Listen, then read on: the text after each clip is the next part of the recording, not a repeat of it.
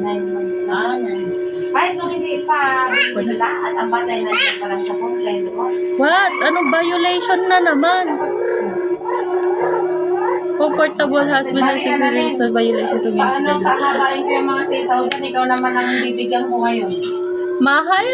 Wala, nagpunta ka dito eh. Oh, nagpunta ka. Ate, nag-diretso na nakasabi ko. Ate, please. Sabay ka.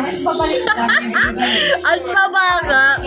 Tapos kaka-umpisa pala na live ko, wina-warningan na naman ako. Ang saya. Ay, pagpipitasin ng sitaw ha, kasi kay tita mo analin. Okay. Kat ka dito, Moret, samahan mo ko. Kakantahan kita, Moret. No? Oh, nandun na tayo. Naman kumari ko. Ako sa aking mga kumari. Okay, mag-live. Ako kakanta. Kasama yung mga... Kasama yung mga... Wala, banda na kung tatanong.